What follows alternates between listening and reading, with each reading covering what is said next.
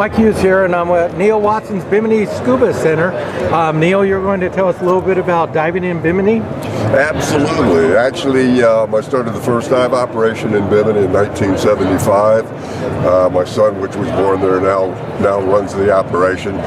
Bimini is an amazing little island. It's the closest island to the U.S. mainland.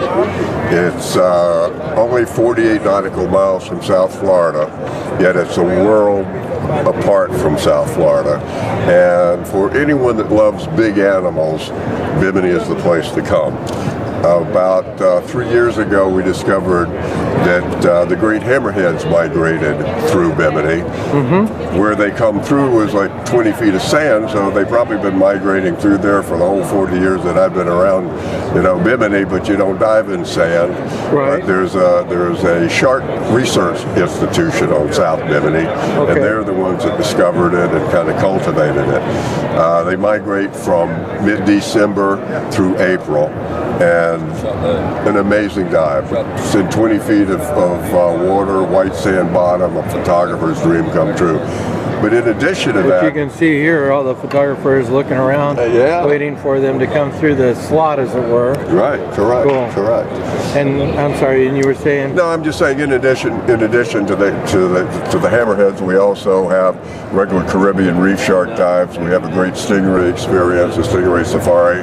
But also, it's one of the few places where on a regular land-based operation, you can go out in an afternoon and dive with pods of wild dolphins. They're not in captivity, and 90% of the time we get them because they're wild animals and it's on their terms. Sometimes they're very active. They'll hang around and play with you for an hour or two.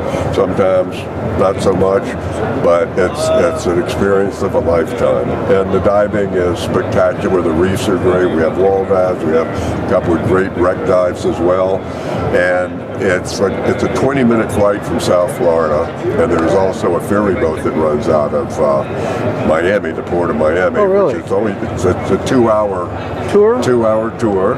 Yeah, and the beauty of the ferry boat is one of the problems when you're flying, you got the problem with the flying and the diving. Right. Whereas the ferry boat leaves like at 8 o'clock in the morning, gets into Bimini like 2:30 or so in the afternoon. Or, I'm sorry, 10:30 in the morning. You can do a 2-tank afternoon on your arrival day, and then the boat doesn't leave till 6 in the evening, so you can do a 2-tank dive on your departure day. So normally on a 4-day, 3-night trip, you'd get in 2 days of diving because you wouldn't have dived your arrival and departure. You get in twice as many dives, going on the boat, and it's very inexpensive, and you don't have the luggage issue.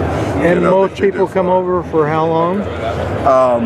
Well, during the hammerhead season, longer trips. They'll come for 6 to 8 days. They need to book more in advance for the hammerhead. The hammerhead's out. One of the problems is we could book 10 times more people than we do.